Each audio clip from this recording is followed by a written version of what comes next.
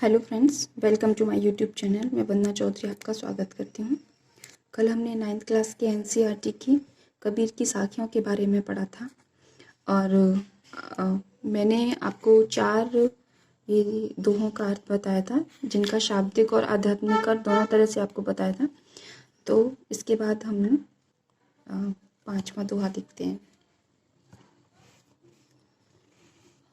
हिंदू मुआ राम कहे, मुसलमान खुदाई, कहे कबीर सो जीवता, जो दुही के निकट न जाए।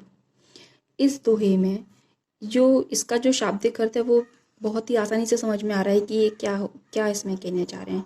इससे पहले कि आप कबीरदास जी के बारे में थोड़ा समझ लो कि जैसे कि मैंने पहली वीडियो में भी बताया था कि जो कबीरदास जी थे वो निराकार ब्रह्म को मानने वाले थे और उस टाइम पर जो तत्कालीन परिस्थितियां थीं, सभी जितने भी धर्म थे, हिंदू हो, मुस्लिम हो या कोई भी धर्म हो, तो वो उसमें जो कुरीतियाँ, अंधविश्वास और जो रीति रिवाज थे वो उनका विरोध करते थे।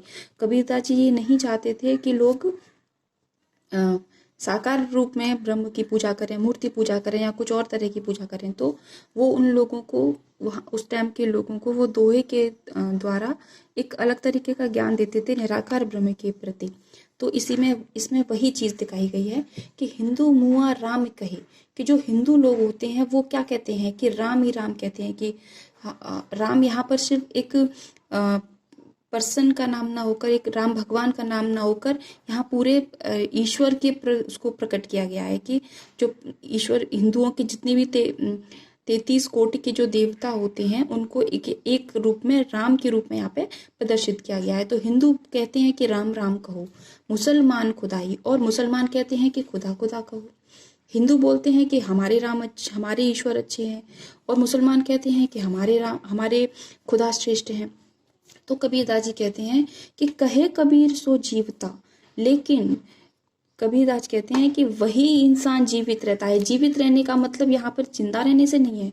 जीवित रहने का मतलब ये है कि उसी को ही सच्चे ज्ञान की प्राप्ति होती है, उसे ही सच्चा ईश्वर प्राप्त होता है, जो दुही के निकट ना जाए, जो इन दोनों के निकट नहीं जाए। मतलब जो हिंदू या मुस्लिम धर्म को न अपनाए या उनके ईश्वर को न अपनाकर जो निराकार ब्रह्म को अपनाता है, जो एक ज्योति पुंज को अपनाता है, जो वही सच्चे ईश्वर को सही शब्दों में प्राप्त करता है, न कि किसी भी आडंबर अंधविश्वास को मानने वाला। यहाँ इसका यही सिंपल अर्थ है कि वो कहते थे कि निराकार ब्रह्म को मानो, ना कि किसी साकार ब्रह्म को। ठीक है, समझ में आ गया होगा आपको। ठीक है, अब नेक्स्ट चलते हैं। काबा फिर काशी भया, राम ही भया रहीम, मोट चून मैदा भया, बैठ कबीरा जी।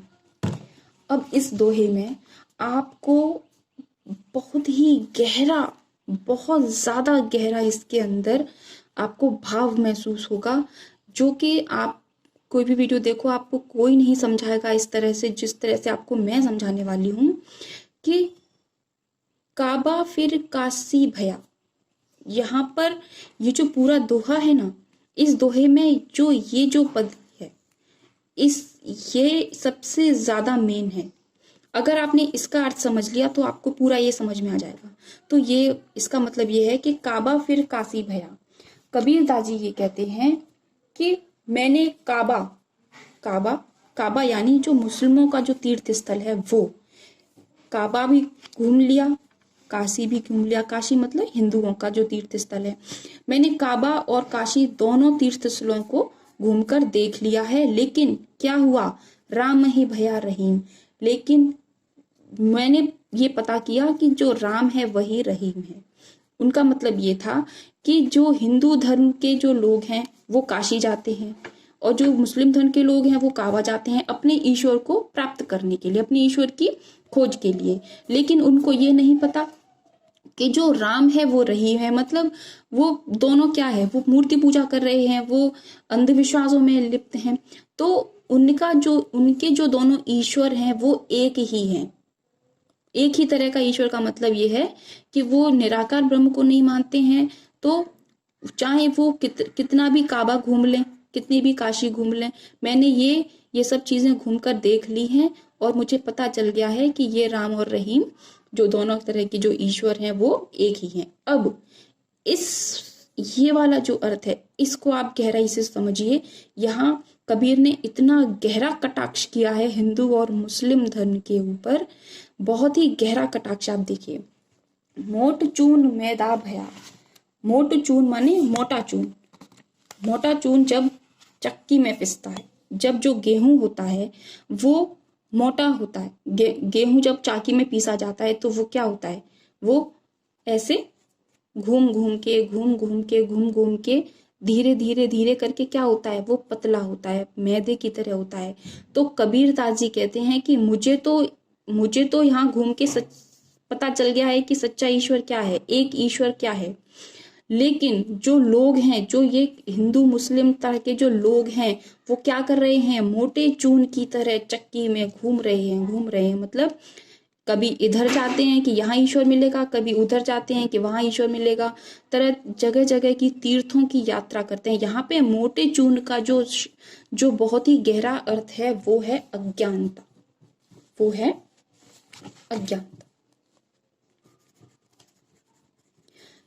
कि अज्ञानतावश जो लोग हैं वो क्या कर रहे हैं, जैसे गेहूं चक्की में ऐसे मोटा चून पिसता रहता है, पूरे घूमता रहता है, उसी तरह से जो लोग हैं वो बिना सच्चे ज्ञान के अज्ञानतावश ईश्वर को इधर से उधर ढूंढते रहते हैं। और जब मोट चून मैदा भया, लेकिन जब वही मोटा चून जब पिस के घिस के मैदा बन जाता है, मतलब जब उसको सही ज्ञान की प्राप्ति हो जाती है, जब उसे सच्चे ज्ञान की प्राप्ति हो जाती है, मतलब जब उसे ईश्वर का सही ज्ञान हो जाता है कि ईश्वर के साकार रूप में न होकर एक निराकार ब्रह्म में है, तब उसको ये पता चलता है कि ईश्वर एक ही है, चाहे वो राम हो चाहे वो रहीम हो। यहाँ पर उन्होंने एकेश्वरवाद की, एक सच्चा एक जो ईश्वर है वो एक ही है, तो कबीर दास जी ने यहाँ पर उस बात को बोला है। समझ में आया? बहुत ही गहरा अर्थ है, आपने सोच समझ लिया होगा। मैं एक उदाहरण के तौर पे आपको एक समझाती हूँ कि आपने एक पढ़ा होगा कि जो कस्तूरी जो मृग होता है उसकी नाभि में कस्तूरी होती है और वो उसकी खुशबू को सूंघकर पूरे वन में घूमता रहता है कि यहाँ से खुशबू आ रही है, यहाँ से खुशबू आ रही है, यहाँ से खुशबू आ रही है। लेकिन उसको वो कस्तूरी की जो खुशबू है वो मतलब समझ नहीं आती कि कहाँ से आ रही है। वही जो इसका अर्थ है वो यहाँ पर है कि जो लोग हैं वो ईश्वर की प्राप्ति के लिए काशी जाते हैं, काबा जाते हैं, वो अपने ईश्वर को प्राप्त करना चाहते हैं, लेकिन उनको अज्ञानतावश उनको ये ज्ञान नहीं है कि उनका ईश्वर उनके अंदर ही समाहित है। जब उनको वो ज्ञान प्राप्त हो जाएगा तब वो मोटे चून माने अज्ञानता के उस भंवर से निकलकर मैदा बन जाएंगे, मतलब उनको ज्ञान उन सच्चे ईश्वर की प्राप्ति हो जाएगी। अब कबीर यहाँ पर कह रहे हैं कि बैठ कबीरा जीम, तो कबीरदास जी कह रहे हैं कि बैठ कबीरा जीम का मतलब यहाँ पर जीमने का मतलब यहाँ पर खाना खाने से नहीं है। उनका मतलब ये है कि मुझे तो इस ज्ञान की प्राप्ति हो चुकी है, तो मैं क्या करूंगा, मैं तो जीमूंगा, मतलब मैं उस ईश्वर के उस एक ईश्वर जो निराकार ब्रह्म है उसकी आराधना में जीमने का मतलब यहाँ पे आनंद से है। यहाँ पे जीमने का मतलब आनंद से है। जैसे हम खाना खाते हैं तो हमें आनंद की प्राप्ति होती है, उसी तरीके से यहाँ पर कबीरदास जी कहते हैं कि मैंने तो ये घूम घाम के मैंने तो सब ये भाव निकाल लिया है कि ईश्वर कहीं नहीं है, ईश्वर सिर्फ आपके अंदर है। तो मैं तो अब क्या करूंगा, मैं तो अब बैठकर बस अपने उस ईश्वर की आराधना करूंगा। ये इसका गहरा भाव है। उम्मीद है आपको बहुत अच्छा लगा हो, समझ में आया होगा, और इस तरह का आपको अर्थ कहीं आपको नहीं मिलेगा। आप इस चीज को नोट कीजिए। और नेक्स्ट चलते हैं। ऊंचे कुल क्या जन्मिया जे करनी ऊंची न होए, सुबरन कलश सुरा भरा साधु निंदा सोए। इस दोहे का शाब्दिक अर्थ तो शाब्दिक अर्थ, मेन अर्थ उसमें सेम ही रहता है। ऊंचे कुल का जन्मिया, वो कह रहे हैं कि कबीरदास जी कह रहे हैं कि ऊंचे कुल में जन्म लेने से क्या फायदा। ऊंचे कुल का जन्मिया, जन्म लेना, करनी ऊंची ना हो। जब आपके काम ही उच्च कोटि के नहीं है तो आपका जन्म लेने से ऊंचे कुल में क्या फायदा।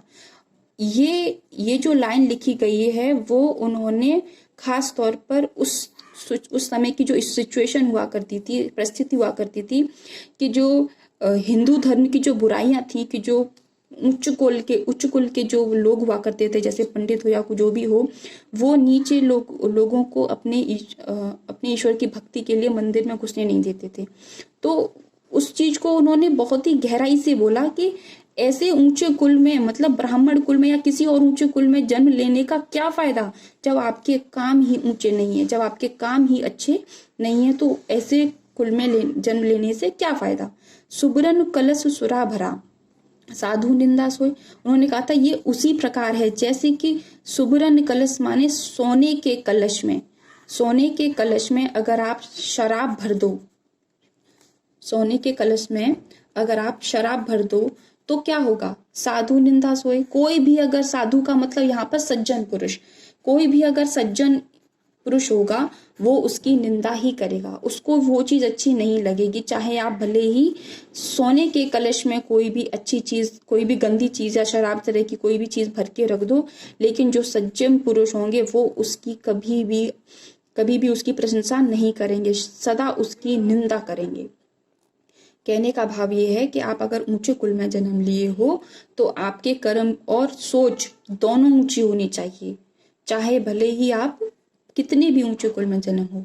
और उसी प्रकार जैसे कि सोने के कलश में, मतलब अच्छे सुंदर कोई भी इंसान सुंदर हो लेकिन उसका मन काला हो, तो उससे यही भाव है कि आप भले ही आप सुंदर हो, कैसे भी दिख रहे हो, सुशील कैसे भी हो, लेकिन अगर आपका मन काला है, आपके अंदर बुराई भरी पड़ी है, तो उसकी कोई भी प्रशंसा नहीं करेगा। जो सज्जन लोग होंगे कम से कम वो तो बिल्कुल भी नहीं करेंगे। इसका शाब्दिक अर्थ और दोनों तरह का अर्थ मैंने आध्यात्मिक अर्थ बताया। उम्मीद है आपको पसंद आया होगा। अगर आपको मेरी वीडियो पसंद आती है तो प्लीज़ लाइक एंड सब्सक्राइब कीजिए ताकि हमें हौसला मिले आगे बढ़ने का। Thank you so much.